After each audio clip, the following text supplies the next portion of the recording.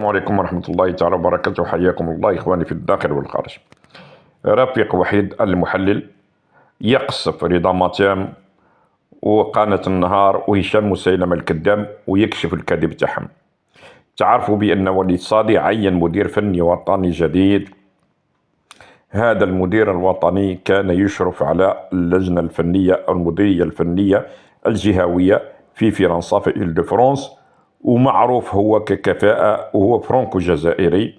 خرجوا قالوا لا، وليد صادي عين واحد مدرب تاع الكرة الشاطئية ويخدم في الدرجة السادسة والدرجة السابعة.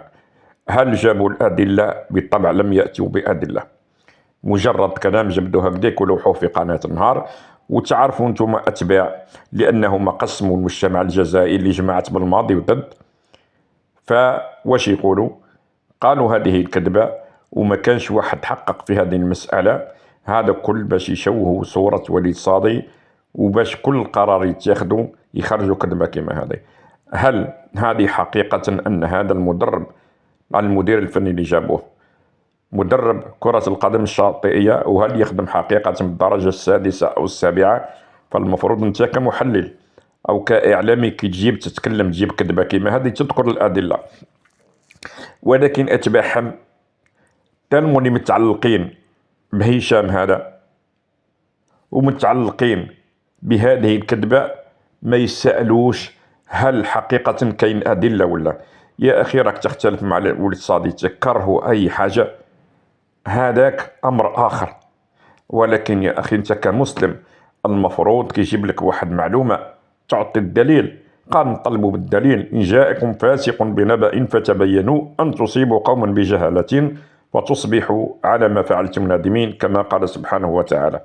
فالمفروض الآن أنت كمتابع تبع هشام، تبع رضا ماتام، تبع أي شئت، ولكن كمسلم وكرجل عندك شخصية مستقلة، ماكش غبي وماكش حمار. كيجيبوا لك حاجة قال أعطيونا الأدلة، أعطيونا الأدلة. ولكن لا، هما يحتاجوش الأدلة لأن الأتباع تاعهم عمرهم واحد ما سألهم وقال له حبس علينا بالماضي، راح درك عامين حبس علينا من كلام بالماضي. وليد صادي الآن راهو يخدم، حبس علينا دوك النتائج هي اللي تحكم. عطيتي وجبتوا معلومة، أعطيونا معلومة، أعطيونا الأدلة. ولكن حنا يجيو لعندنا حنا كي نتكلموا على أمر ما يقول لك أنت كذاب أعطينا الأدلة، بينما حنا نسوقوا في الأدلة سوقا، يعني نسوقوها الأدلة ننشروها كما راها ونعطيو الأدلة ونعطيو المصدر تاعنا من جبنا المعلومة. ورغم هذا يقول لك أعطينا الأدلة وأنت كذاب. بينما عندما يتكلم هشام ورضا ماتام وقناة النهار أو فريد معطاوي فعمرهم واحد ما طلبهم بالأدلة. وهؤلاء علاش هشام نقولوا جاب الكذبة هذه؟ لأن هشام ورضا ماتام هذو قناة النهار معروفين محسوبين على جماعات بالماضي اللي يقدسوا بالماضي ماشي يقدسوا الجزائر. ماش أنا اللي نقول، هشام يقول. هذا فيديو اسمعوه واش يقول. كاين ماتام منك يعطينا معلومات، كاين صوفيا تتصل بأي العلاقات. زيدوا سمعوا يا جماعة. دوك نقول لك العلاقات دوك نقول لك العلاقات. أنا علاقات منظور لا منا لا منا، فهمت كيفاش؟ كاين ماتام منك يعطينا معلومات، كاين صوفيا تتصل بأي غير تتصل. إذا سمعتوا يا جماعة من اللي ياخذوا في المعلومات وهما اللي يحرضوا فيهم واللي مدوا العلامات هاوش تقولوا. إذا هذا رضا ماتام عرفتيه الآن، ولهذا هشام هذا ويخرج يقول لك رضا ماتام يتهجم عليه. الآن سنكشف رضا ماتام هذا واش يقول ونحطوا رفيق وحيد كيف رد عليهم بالأدلة. السمع قناة النهار اللي هي أصلا تعرفوها مع كمال مهوي وجماعته، وهذا الصحفي اللي دائما معروفين يعني بعدائهم لوليد صادي واللي روراوه ومعرف فين شكون يجيبوا. ماتام هو ماتام. الآن سمعتوا الفيديو تاع هشام التسريب تاعو وتعرفوا التوجه تاعهم كيفاه يكذبوا ويقولوا بأن هذا المدرب مدرب كرة القدم الشاطئية ويخدم في الدرجة السادسة والسابعة، ويقول لك الله أعلم بدون دليل بدون أي شيء آخر كما تتطلبه مهنة الصحافة.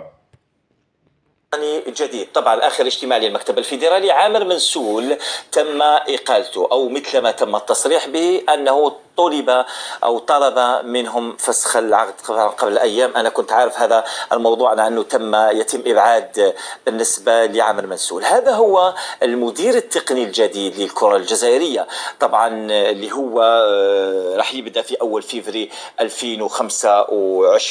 اللي هو علي موسر مغترب، واللي يشغل حاليا منصب مدير فني جهوي الدرجة السادسة والسابعة والثامنة. مع زملاء أعطيوني مسار المدير الفني الجديد لكرة القدم الجزائرية حتى نشوفوا مع المشاهدين. إذن علي موسر بداية المهام ستكون أول فيفري 2025، يشغل حاليا منصب مدير فني جهوي، أنا أقول جهوي الدرجة السادسة والسابعة والثامنة، ديتيار اختصاص كرة القدم الشاطئية.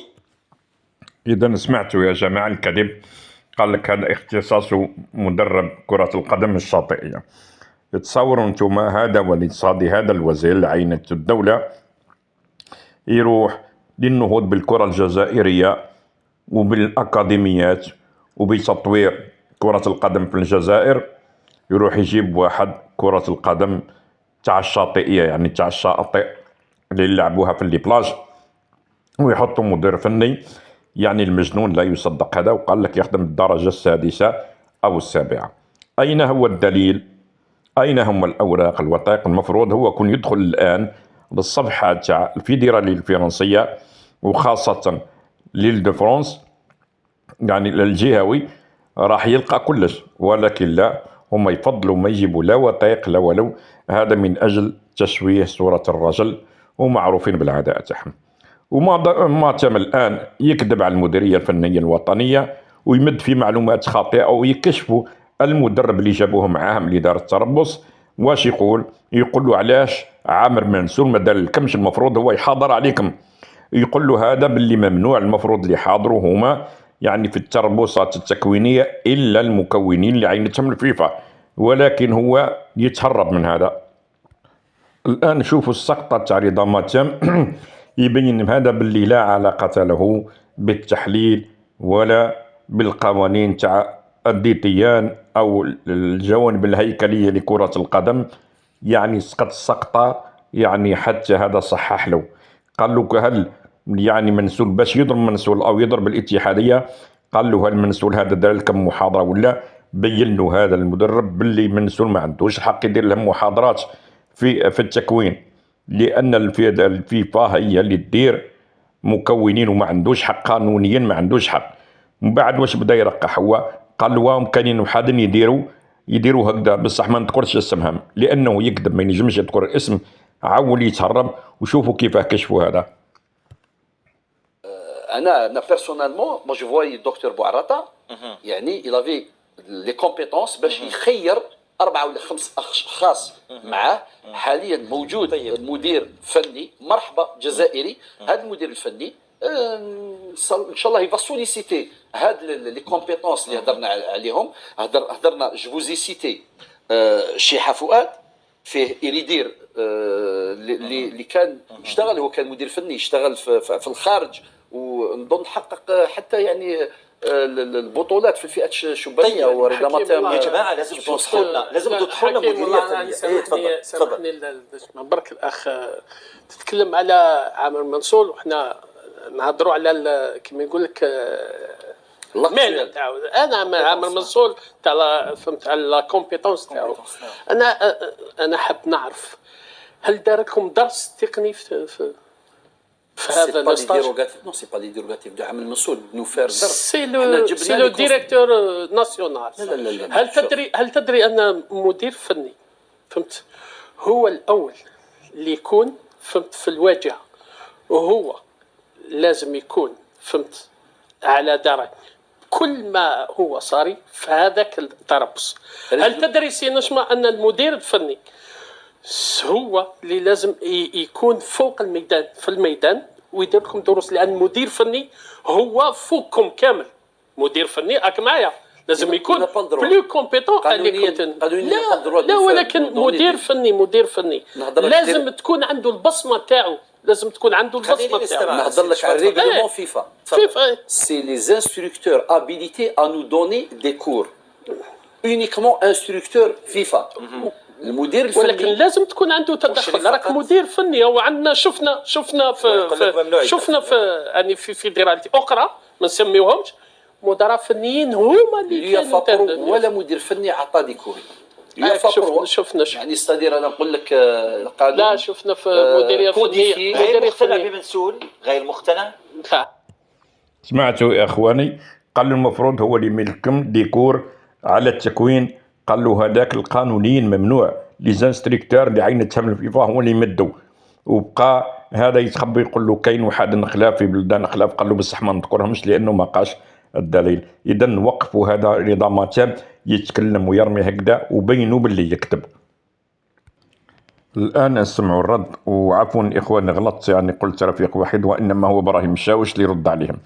فسمعوا الرد تاع ابراهيم الشاوش يكشف المغالطات والكذب هذا اللي كذبوا على قناه النهار كما رضا ماتشام وقناه النهار ومسيلمه الكذاب. ها سمعوا الكذب وسمعوا كيفاش يكشف الحقيقه ابراهيم الشاوش. ضحكت شويه كي دي بلاطو واحد قال لك عنده دي بلون تاع الكره الشاطئيه، وواحد على بالك حنا دائما نستهزاو بتوسكي الجيريان باسكو الحاجه هو فرانكو جزائري. الحاجه الاولانيه هو جزائري 100% باش نتفاهموا حاجه يعني عايش ليه معليش مغترب. معليش مغترب. بالك الناس ما كانش على بالها من قبل ولا ما تعرفش المعلومه. 2015 كي تفن باباه لهنا الله يرحمه كان عنده موعد مع قريشي باش يدعم لاديتيان هذاك الوقت في 2015. ومن بعد ديك الحاله حبست ما على باليش علامه استفهام. هذا الكفاءة الجزائرية نهضروا عليه اليوم لنوفو ديتيان. بالك الناس دي فوا بالك واحد ما تعرفوش كي ما تعرفوش طونكيتي عليه. انا من البارح وانا نعيط الناس في فرنسا سقسيتهم وكلش. En 2015 كان اونكادرور دو ستاج اونتونير برو اللي كان فيه جيروم روتان لودوفيك جولي وابراهيم حمداني الجوار تاعنا صح. ولو ديرني سي سليمان رحو اللي جاز عنده صح. دونك جوبونس الناس اللي راهي نقولوا تقصف كوش دروات وكره شاطئيه وكذا، انا جوبونس نقول لهم باللي جيبوا المعلومات صحيحه وسقسوا الناس عليها في فرنسا تعرفوا هذه الكفاءه. باسكو كما قال واحد قال لك 6 ديفيزيون جو كروا هكذا. واحد قال لك 6 ديفيزيون جو بونس. ابراهيم حسب سيرتي الذاتيه قال لك كون 15 لاعب حاليا في المنتخب الفرنسي الاول. شوف هو الذي اشرف على تكوين. على بالك انا اللي دوختني بالك لو كان جا هذا السيد واسمه برنار ولا جون كلود ولا ميشيل كان اليوم راهي لي بلاطو الشيخ دوك نهضر مع النقطه هذه. البلاطو كذا كونتي ساجي دان الجيريان عايش هنا ولا عايش لهيه سي ان الجيريان. ولات الناس تقول لك كره شاطئيه وما يشبه والاخر.